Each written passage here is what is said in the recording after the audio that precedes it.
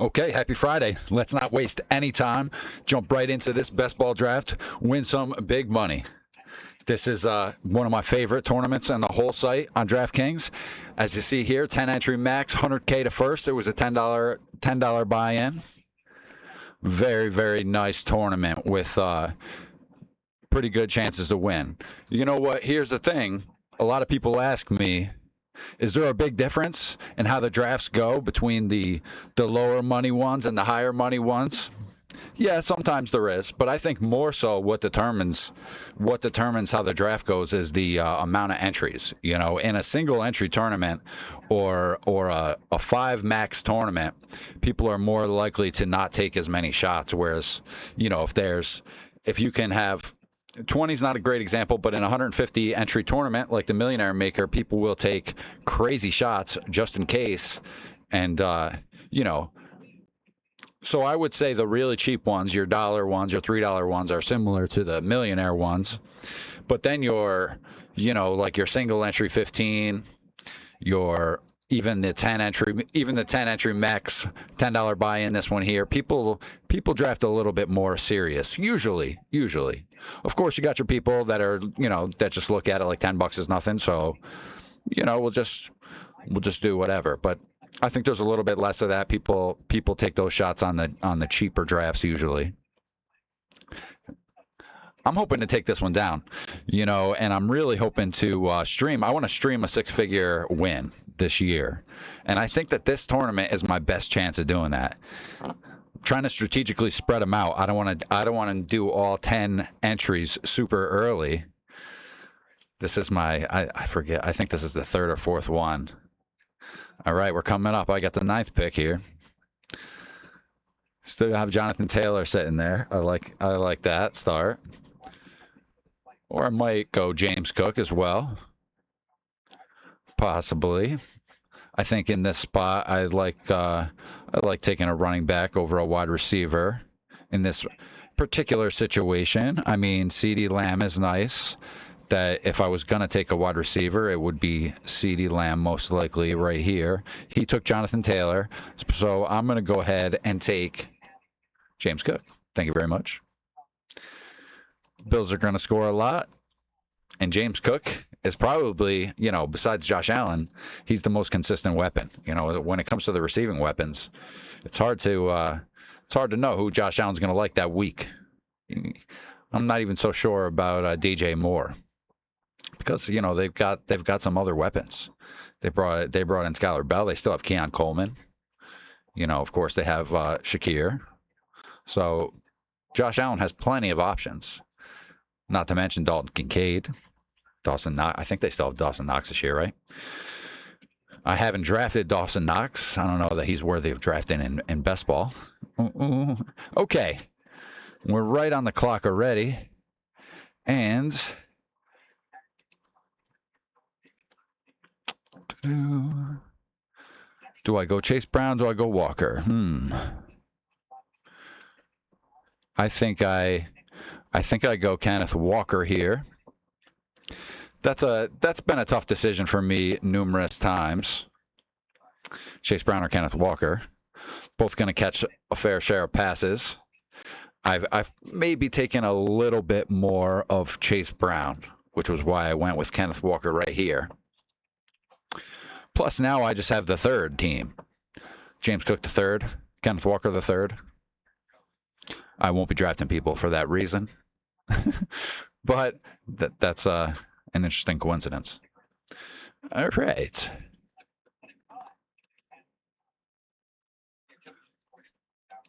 I've been going crazy trying to Google search NFL news, trying to find new developments. There hasn't been much come out in the last couple of days. That's good on the injury front, I guess. It's been a few guys got in trouble with the law, but not necessarily direct impact fantasy guys. All right, this guy's got a strong wide receiver start. McCaffrey and Chase Brown is a nice start for 40 left nuts. It's a lot of left nuts. Does that mean he's got 80 total nuts? Or he's just got 40 left ones? Maybe he only eats left Twix. The left Twix does taste a little bit better than the right Twix, I think. Okay.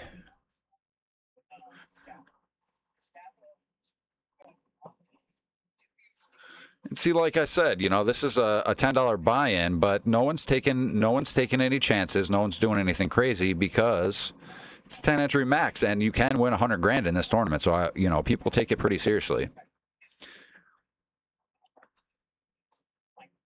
Plus, I think that even though it's only $10 entry, I think that does filter out noobs a little bit who might mostly only be drafting for $1 or $3 or whatever, and then take a couple shots on the millionaire. Whereas in a tournament like this, 10 entry max, $10 buy-in, I think it's mostly sharps. Mostly sharps who realize that you have a much better chance of winning six figures in this tournament. But like I said, I want to stretch out the entries. I don't want to fill it. It's so tempting to just fill it up because it's so fun and exciting to do this one in hopes of a big win. But you have to be, the same thing with the $3 one. The $3 one, 20 entry max where you can win 100 grand. That's another really good contest.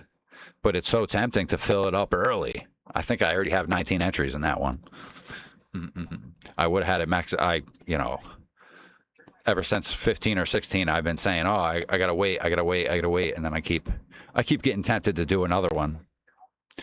But I only have one left. I definitely have to wait at least over a month before I finish that out. But I still have plenty into this. We could start doing more of the millionaire. I haven't done so many of the millionaire ones yet. I like to do those a little bit closer to the season for the most part because it really sucks. It really sucks to just buy in with a bunch of money only to have your guys get hurt and. You can, now there's definitely benefit in drafting early as well. Sometimes you can get great value.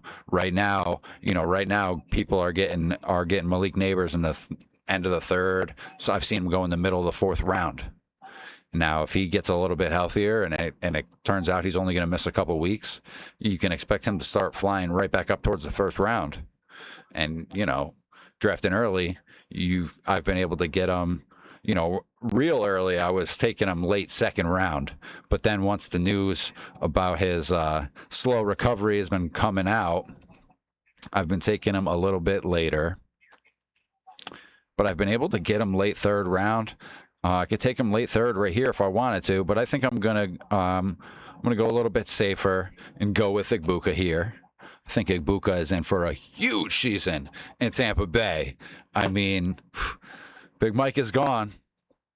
Yeah, they got it. They got some other weapons, but Igbokwe is going to be your kind of Cooper Kupp style mass volume receptions guy, I do believe, this year. Ooh. Okay. Burden goes in the third round. That's a little. I mean, Burden is really good after the catch, and. He could raise up and have a real nice second year. And if I could take Neighbors here in the fourth round, I think I have to do it.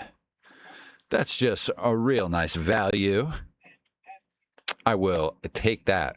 And you know what, anyone, I don't know how long it's going to take for this tournament to fill up completely. I'll make sure I have it maxed out before it fills up. But if it goes... If it goes close to the regular season, everyone, and people are drafting Neighbors much higher, I like the fact that I was able to pick him up in the fourth round. I mean, that's first round talent all day. I mean, he's the best wide receiver on my team. He's arguably the best player on my team right now, and I took him in the fourth round. Come on, recovery. Hopefully he can get himself into a hyperbaric chamber. He eats real healthy. Get some stem cells, whatever. Stem cells allowed for NFL players? Not even sure. Probably not, right?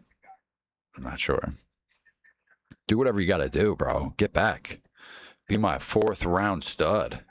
There goes Loveland, who I do like, but Tyler Warren, who I think his ADP is a little bit after 57, but if he's still there, I may just nab him to make sure that I get him.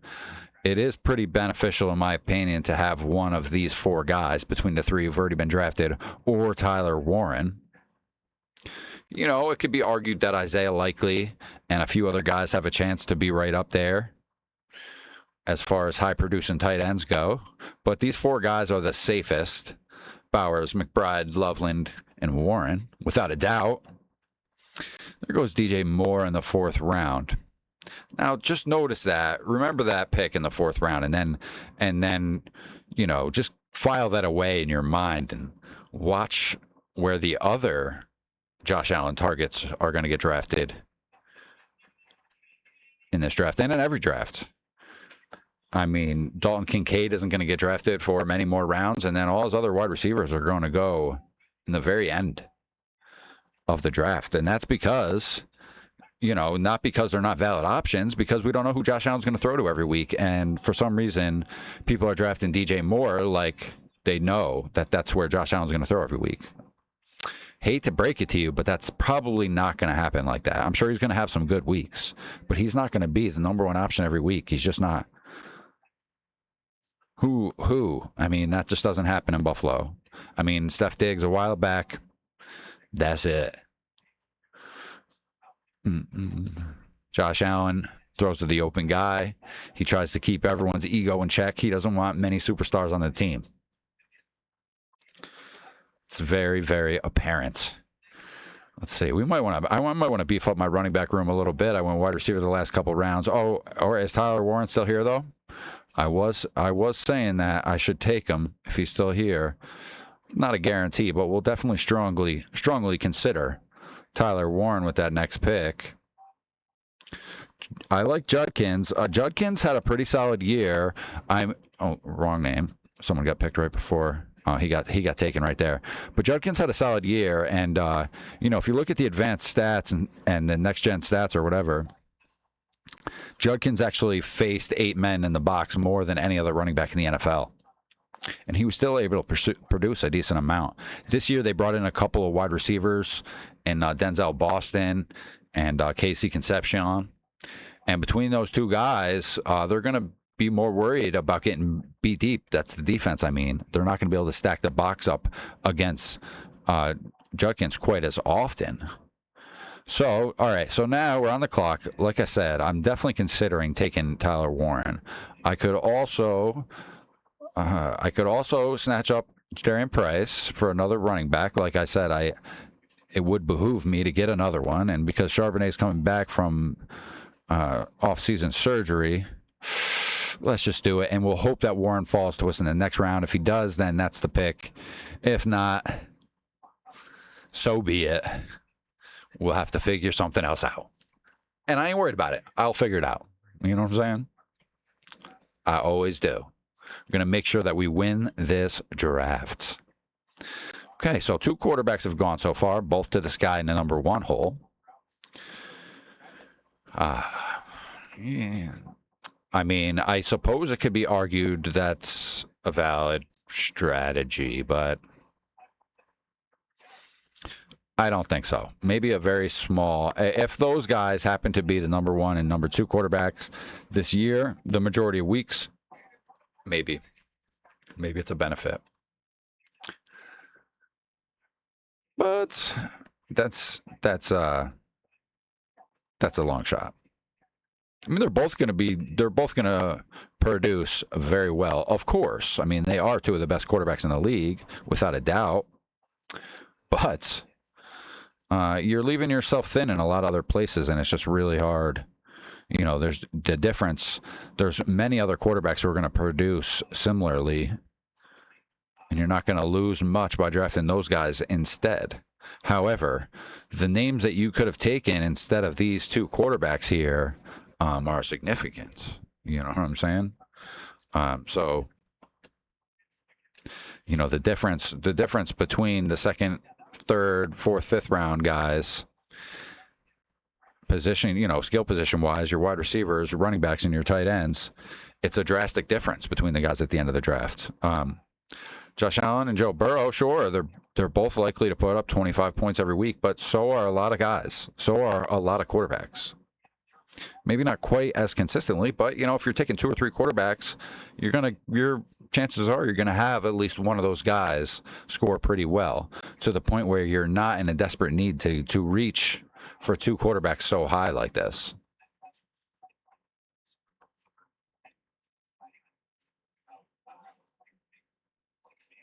Now we'll see who he knows about, who he likes in the back end of the draft. The back end of the draft is way more important than the top part of the draft. I mean, everybody knows about these guys, and some of these picks are debatable between guys. But later on in the draft, when it's mostly rookies and second-year emergent players and stuff like that who are being drafted, there's a clear advantage for certain drafters over other drafters, and I try to take advantage of the other drafters as often as I can when it becomes obvious that they don't know what they're doing. Right now, it appears that Pipes 46, the guy in the one hole, is a little bit behind everybody else strategically, possibly, but maybe he's got something in his back pocket later. We'll have to wait to judge. Other than him, it seems like everyone else is doing a decent job drafting. Let's see. I mean, maybe there's something I'm missing here. I mean, people have taken shots that I don't necessarily love, but nothing egregious. Nothing ridiculous. Nothing atrocious. I do not believe. Okay. I mean, a couple of guys are leaving themselves thin in certain areas, but, you can't judge that too soon because, as I was talking about with this guy in the one hole, you never know how their strategy. They might have a plan for later on in the draft. And if you have a plan, you can get away with some extreme strategies at times. I try to get away with similar things myself sometimes. That's not one that I'm trying to take many shots on right there. But sometimes Josh Allen is involved. Or sometimes Joe Burrow could be involved. Not both of them. And usually has more to do with team stacking and maybe taking a shot on another quarterback slightly ahead of ADP, but not 2 quarterbacks within the first pick of the 5th round. Because usually Josh Allen is the only quarterback who gets drafted at all until the end of the 5th round. In this draft, no one else besides this guy took a quarterback at all until the 6th round. Which means there's a lot of quarterbacks left on the board, a lot of quarterbacks who are going to score 25, 30 points most weeks, like these guys are. And this guy already took 2 of them. I mean, he's not going to be left hurting at quarterback, that's for sure. I mean, he could stop there if he wanted to. Maybe that's his plan. And if that's that will have a little bit more validity to it if he does that. If he drafts another quarterback, I think he's putting himself at a disadvantage. I mean, he already put himself at a disadvantage, but you know what I'm saying. Okay, we're on the clock. And we'll take a quick peek. We got 3 running backs and 2 wide receivers and a tight end. Let's see here.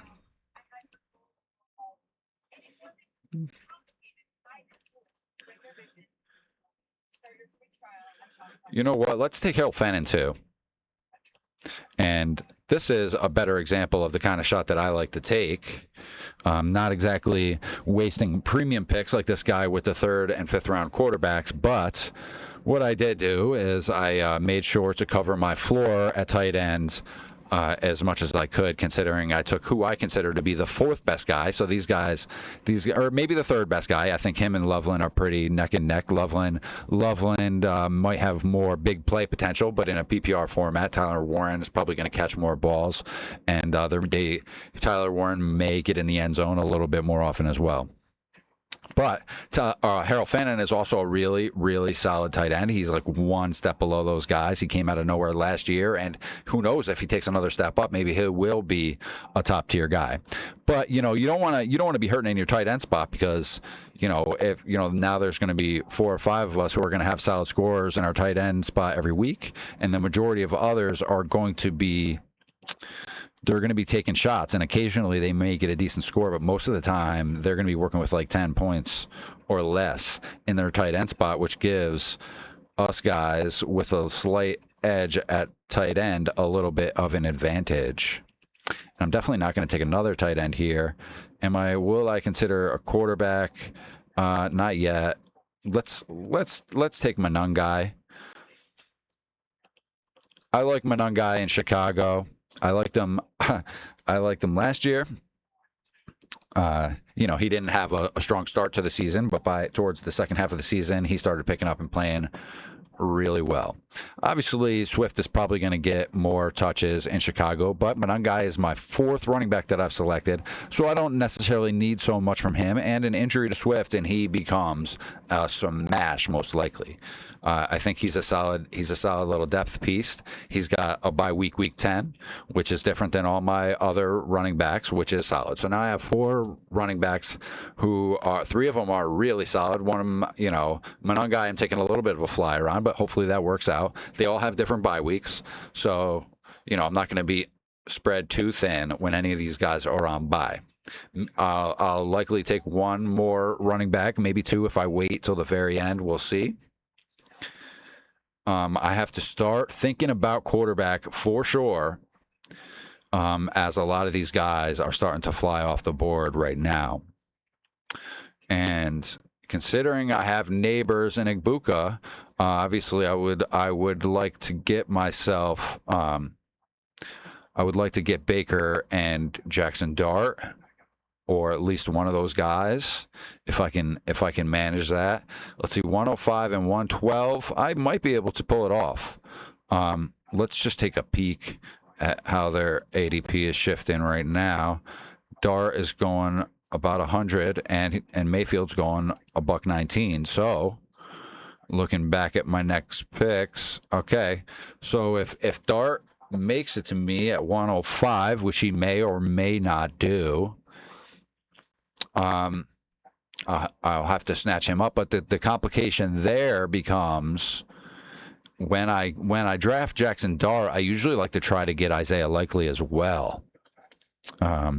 Especially for that beginning part of the season where Malik Neighbors may or may not be hurt, probably is going to be hurt. So, in that beginning part of the season, I think Isaiah Likely is likely to have some really good weeks. I think that Malachi Fields, the rookie that they brought in, even though sometimes it takes till after the bye week for these rookies to really start playing well, it will really behoove the Giants if he can step in instantly, because Neighbors probably isn't going to be out there, and if he is, he might not be 100%. And not too many people are expecting Malachi Fields to be the guy who beats them just yet.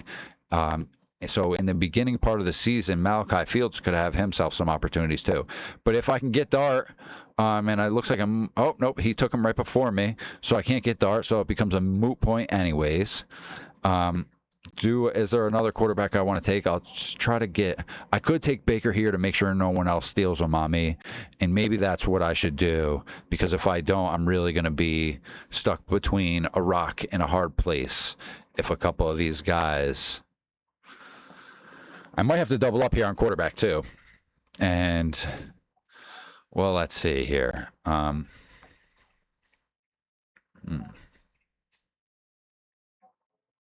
don't have many stacking partners left with the guys who I've already drafted a few.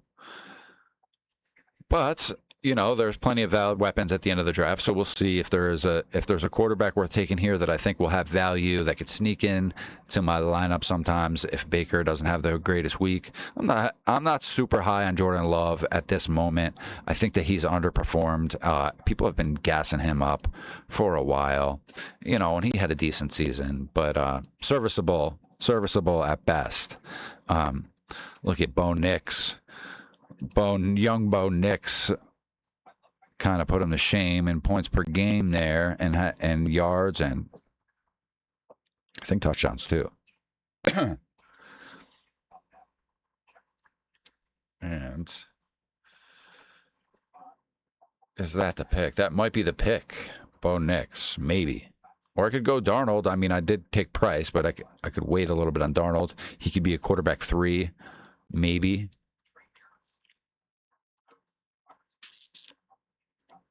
Or I could, like I said, I could go Likely. Or I could go Brooks. Let's take Bo Nix.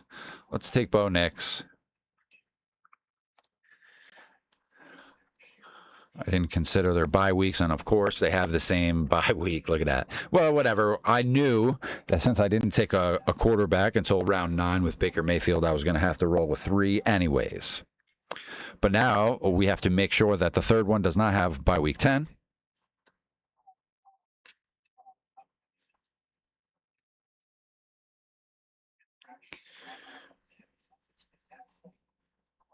But we'll just see. We'll just see who falls a little bit. Let's see. The Colts have bye week 13. I could snatch up Daniel Jones and pair him up with Tyler Warren a little bit later, and hopefully Daniel Jones will still be healthy by week 10. Because when he's out there, he plays well, but he's definitely got quite the injury history on him. Harold Fannin. I suppose I could look at Deshaun Watson, but there's too much uncertainty there between him and Shedeur Sanders, and also Taylon Green. Don't sleep on Taylon Green. I'm not sure if he's going to be able to steal any starts this year as a rookie or not, but he may. I think by next year he's going to be their guy, and I think that there's at least a small chance that he's their guy for part of this year as well. And considering now we have 3 guys in the mix, you don't even know week to week who's going to be their starter. I certainly don't love drafting any of them. I have taken some shots on them, and I've taken some shots on Taylon Green because the difference between those 3 guys is Deshaun Watson and Shedeur Sanders basically get taken in every single draft. Taylon Green only gets taken maybe 1 out of every 20 or 25 drafts. So if you can get him as a 20th round pick or something, and then by chance he is their quarterback at the end of the season for the fantasy playoffs, and he's extremely low owned in week 17, he could be the guy. He could be the guy that wins you some big money. So that's for that reason I have taken him a little bit more than the other 2 guys. But I understand that that's a long shot. It's a shot that I want to be in on if it happens. That's for sure. But it is a long shot. True. 129 is coming right up. And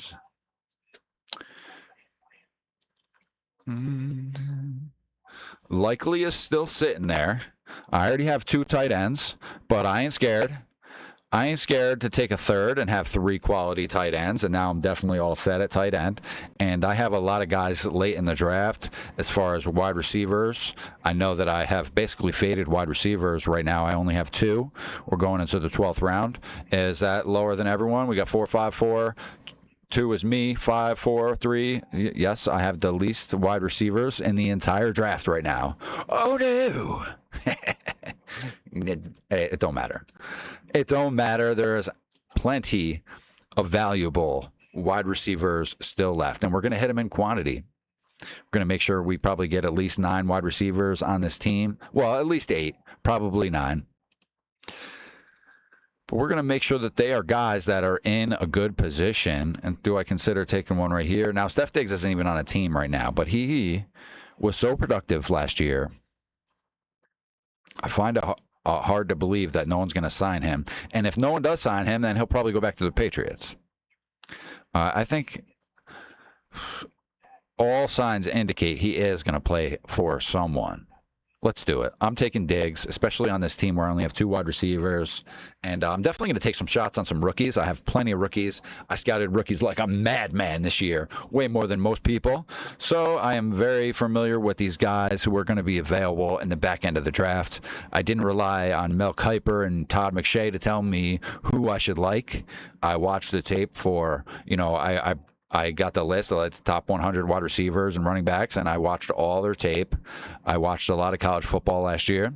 So I like to think that I have an advantage when it comes to scouting rookies and selecting rookies. And, and of course, you have to figure out who's going to be in the best position to win, with the correlation with their offensive line and their quarterbacks and whatever the case may be, their place on the depth chart, their team, and how likely their team is to put up big points on a week-to-week basis.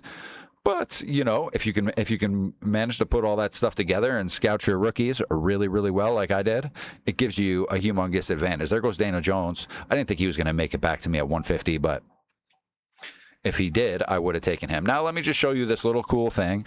I haven't shown it off in this draft yet. This is my best ball playoff matchup tool that I made.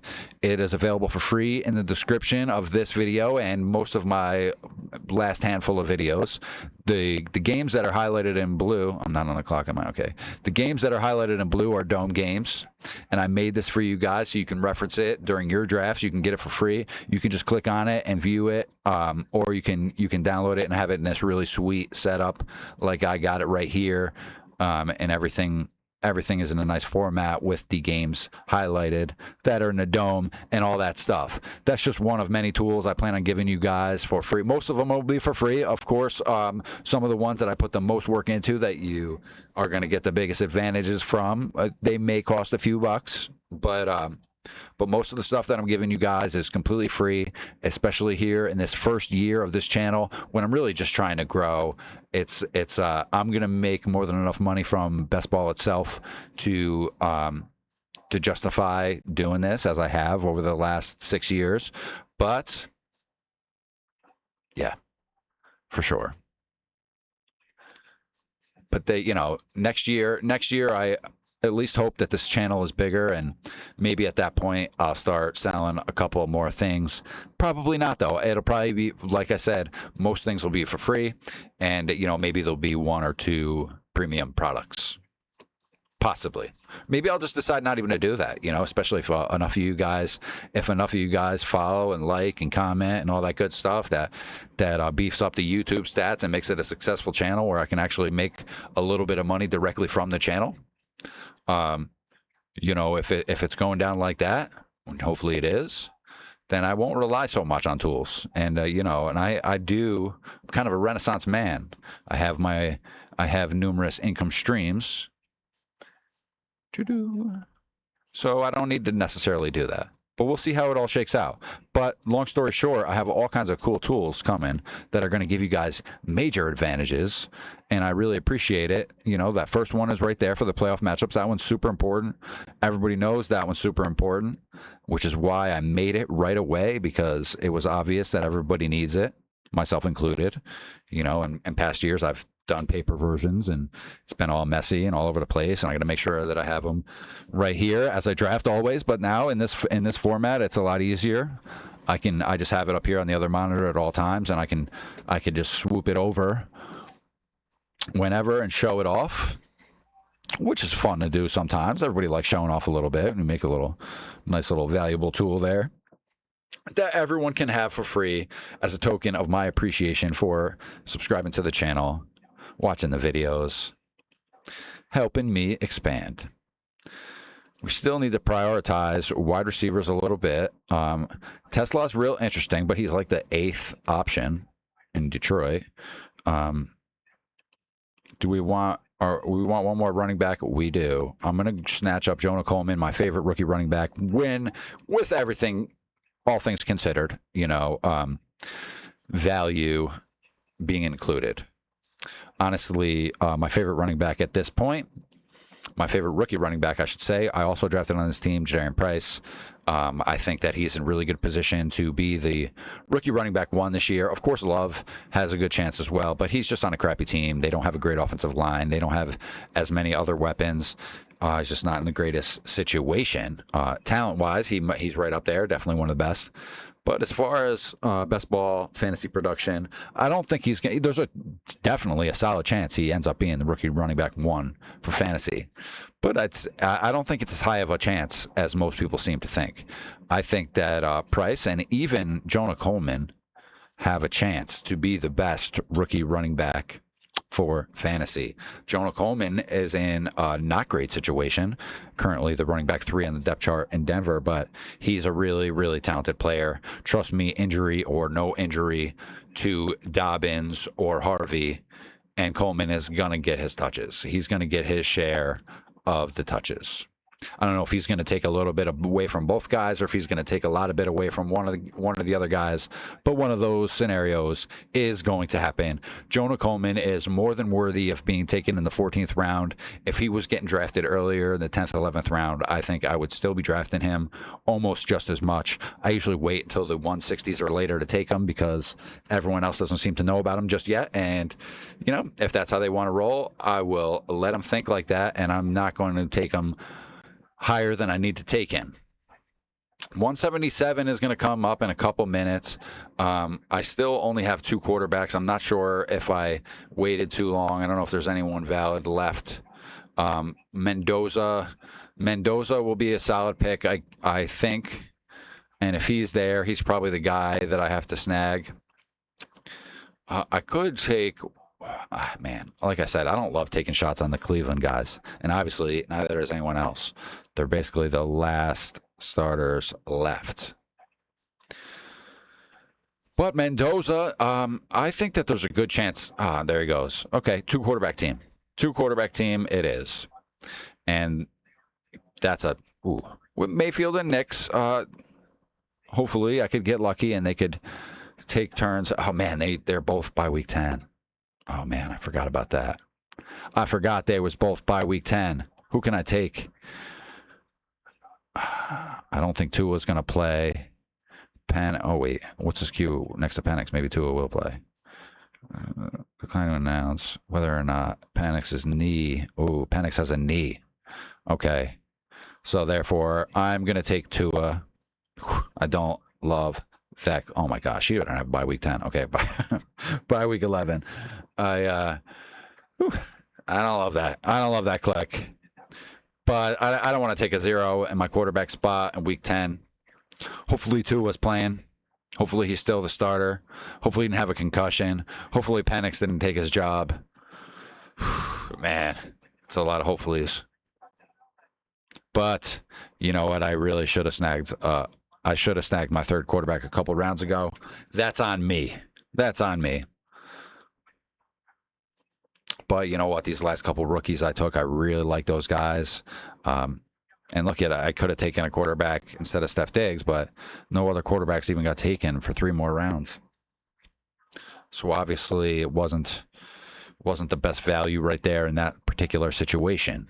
Okay, 184 is coming up. I'm on double deck. And we still only have 4 wide receivers. So let's check this out. We'll switch back to my rankings. And you'll see some differences here between my rankings and the ADPs. Stribling is pretty close. Bernard I have higher than consensus. Ted Hurst, Malachi Fields, I have all these guys higher than consensus. I'm going to grab Stribling because these other guys aren't going to go until a little bit later. And don't look now, but Stribling was the 33rd overall pick in the draft, basically a first-round pick. The first guy picked who wasn't a first-round pick. The first pick in the 2nd round. You don't go selecting players with the first pick in the 2nd round unless you plan on using them. Purdy is a very, very serviceable quarterback who is more than capable of getting the ball to all of his weapons. I think Stribling is, I don't know how great he's going to be. I don't know how high his ceiling is going to be. He was a very talented player in college. But, San Fran has quite a few weapons. So unless he stands out as a real difference maker, chances are he's not going to have the largest target share. That's his one limiting factor. But I do expect him to contribute at least enough to justify being a 16th round pick. And in my opinion, that means maybe sneaking into my lineup like 2 to 4 times throughout the season. That's all I need from you. I know I've been fading wide receivers, but listen, Igbukah, once Neighbors is healthy, these guys are going to be in my lineup almost every week. Denzel Boston is an incredible talent. I don't care if he's on Cleveland. I don't care if Cleveland has 3 possible quarterbacks who could be throwing the ball. It doesn't matter. Whoever that quarterback is going to enjoy throwing them the ball to Denzel Boston because he's big. He's got a big catch radius. He's strong. It's hard to mess up his roots. he's going to be open. He's going to score. He's going to be a red zone weapon. Diggs, that was obviously a shot. He's not even on a team. But he was so productive last year, I find it very hard to believe he's not going to be signed by someone. The Patriots just recently announced that they're not so interested in re-signing him. That's fine. He can get signed by anyone. They left the door open to where if he doesn't sign with someone else, he can come back to the Patriots. So, maybe they'll get him on the cheap. Maybe he will go somewhere else and get a nice payday. Either way, he's playing for somebody. And he produced a lot last year. So I don't think that that's just completely going to go away. 201 is coming right up. Just a minute or two. And like I said, look at these guys. I'll go switch back to my rankings. We still have 3 very solid receiving weapons up high. I wasn't able to land Jackson Dart, but I did get Baker Mayfield, which makes me real interested in Ted Hurst. It also makes me interested in Tez Johnson, who I will probably take in the 20th round. Tez Johnson was a rookie last year. He didn't get so many opportunities with Big Mike over there, and even though Godwin missed significant time, Godwin was there. They had numerous weapons, but he still. Oh, there goes Hurst. Oh man, jerk. Okay, so I'm not taking Hurst here. He usually doesn't get taken out from under me because most people do not even know about him. And we look through, pretty sad at running back. Since Hurst got taken, let's grab up Malachi Fields.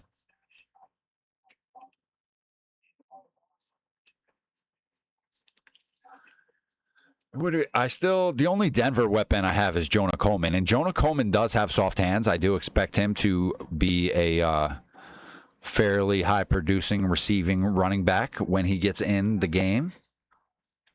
But I really should probably check to see if there are any other Denver options. So, Troy Franklin, not too shabby. 20, 26. He had a couple of spike weeks. If he can have 2 or more spike weeks, I'm not so interested in Evan Ingram. He's been kind of under expectations for many years in a row. Let's grab Franklin. I don't know that I've clicked on Franklin at all through any of my many drafts that I've done so far. So, there we go. And now we have another weapon with Bo Nix.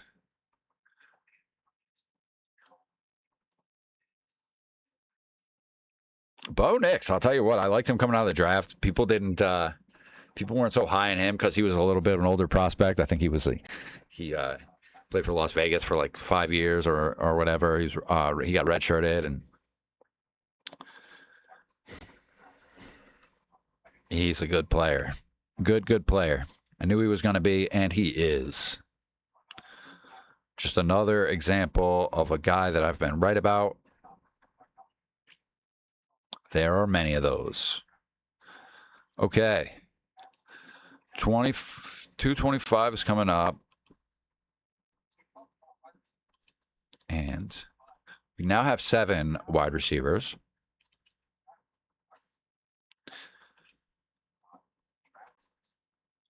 Keon Coleman is, remember earlier when I said take a mental note of where they're drafting DJ Moore?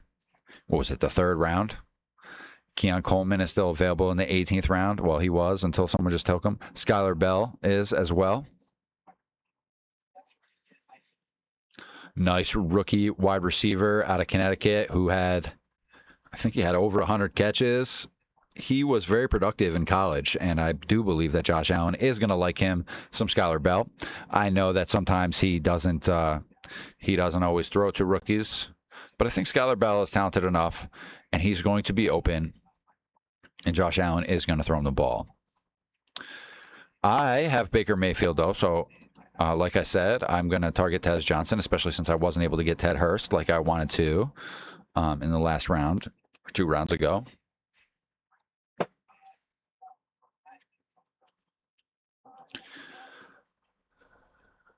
I usually wait until the 20th round to take Tez Johnson. But you know what? We'll take Tez Johnson here in the 19th, which will leave me free to take a shot that I don't normally take. And I'm not saying that like I have a plan. I'm looking through currently for someone who maybe is worth taking a shot on. Or I could, that's ADP. Let's change it to my rankings here. We'll look, see who's still here.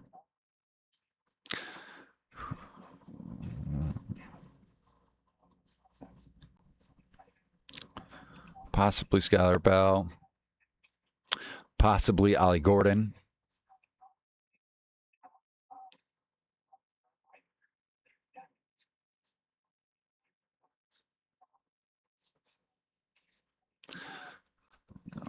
Here. So let's snatch Tez Johnson, like I said I was going to do, which is now, 8 wide receivers, right? A couple of them are absolute studs at the top, assuming Malik Neighbors doesn't miss too much time. If he does, then, I don't want to call it. It's not a complete waste. I took him in the 4th round. So I really don't need him to beat Malik Neighbors every week. But it sure would be nice if he was. You know what I'm saying? All right. So, do we grab another receiver? Maybe. Do I grab no, my tight ends are too strong to even consider. I could go Ollie Gordon. I really like Ollie Gordon this year, going into year 2. Ollie Gordon is a big, strong bulldog running back. Here's the thing. I know they got Achane, but Achane has benefited from what's his name, the skinny dorky dude, who is a really good offensive play caller, giving him a super high percentage of the offense. And Achane is a smaller person. I don't think the new coaching staff is going to come in and let him touch the ball quite as often. I think they're going to give it to Ollie Gordon, especially in 3rd and short and goal line situations. I think Ollie Gordon is just going to earn himself a little bit more of the share of the carries. And for that reason, especially when I already have a pretty solid running back core set up on this team, I love taking me a shot on Ollie Gordon right there. So we ended up with a 3-6-8-3. Started out real strong at running back with James Cook and Kenneth Walker. We got Igbuka, who we expect big things from now that Big Mike is gone in Tampa Bay. We're also able to get Baker Mayfield later for a nice little stack. Malik Neighbors in the 4th round, I mean, you can't complain about that. I mean, the only way you can complain about it is if there's complications and he doesn't play at all. But, assuming that he's going to play at least half the season, and I think that that's a conservative estimate. I think most people think if he misses some time, it's going to be the beginning part of the season and not so much, maybe the first 4 or 5 weeks most. We have Jadarian Price, who's in a real great situation, especially with Charbonnet coming off of surgery. Like I said, Tyler Warren is one of my favorite tight ends in the entire NFL, second-year guy. He proved his worth last year, and I was feeling real good about drafting him last year. Harold Fannin, I wish I drafted more last year, but he showed me that he is a very talented player, and he deserves to be on your team, especially when you have another guy like Tyler Warren now between these two guys and Isaiah Likely, who I was able to get later. I have a real nice floor and a real nice ceiling in my tight end spot every single week. I think that even though I don't have Brock Bowers or McBride on this team, I think I have the best upside in my tight end room of this entire draft. I believe. Let's see. The McBride guy only has 2 tight ends. He has McBride and Gadsden, who's the 3rd tight end on the Chargers. Okay, I'm better. My tight end room's better than yours. The Bowers guy also only drafted 2 tight ends, and his other flyer is Hunter Henry, who is solid, but not even close to the level of some of these other guys we're talking about here. So, yeah, I have the best tight ends. I won the tight ends. Thank you very much. I also won the running backs. Wide receivers, I took a big chance on some of these guys later on in the draft, especially when it comes to Steph Diggs. Denzel Boston is not a chance. He is a sure thing. He's going to be a stud, barring injury. Jonah Coleman, I feel almost the exact same way about, except he doesn't have as clear of a path to the touches right away. He's going to have to earn them, but he's going to. It might take him a little bit of time. It might not be till the after the bye week. It might not be for the first 3-4 weeks of the season or whatever, but he's going to earn his time, and then once he starts getting it, he ain't giving it back. Okay, Tua, we just had to take because I had 2 by week 10 quarterbacks, and I don't want to screw myself with a 0 in week 10. I still might be screwing myself with a 0 in week 10 because who knows if Tua is going to still be playing in week 10. Stribling. Deshaun Stribling, I think his name is Deshaun. Yep, Deshaun, spelled funny. Deshaun Stribling is a really, really good player. People thought that he got taken a little bit too high in the NFL draft. He got taken in the NFL draft before Denzel Boston got taken. Now, I just got telling you how good Denzel Boston is. Now, if San Fran could have had Denzel Boston, they knew about Denzel Boston. Denzel Boston was not some secret prospect that nobody knew about, especially these NFL teams. They all knew about him. They took Stribling over Boston. That just tells you what they think about Stribling. That just tells you how they plan on using Stribling. They plan on using him a significant amount. Malachi Fields is insurance for Neighbors. If Neighbors misses any time, Malachi Fields should step up. I don't expect him to produce like Neighbors, but he should produce a decent amount. He's a big target. He's going to be a red zone weapon. He's going to get some receptions, and he can break some tackles. He can run some routes.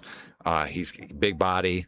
Not much to dislike about Malachi Fields. Franklin was a shot. I took him for a weapon, another guy to pair up with Bo Nix. He did have a solid season for a guy last year. If you look at his stats, they're very nice for a guy that you can get in the 18th round. We'll see if he can match that production or perhaps surpass it just a little bit. Tez Johnson is a second-year wide receiver who I really like a lot. He showed some flashes of really good things, especially some highlight catches in his rookie year. He had 1 game with 2 touchdowns. And you know what? As a 19th round pick, if he can sneak in my lineup and have a week with 2 touchdowns, maybe 2 weeks like that, thank you very much. I will appreciate it. I just got done telling you guys about Ollie Gordon and how I do think that he's going to have a little bit more of the share of the running game this year for the Dolphins.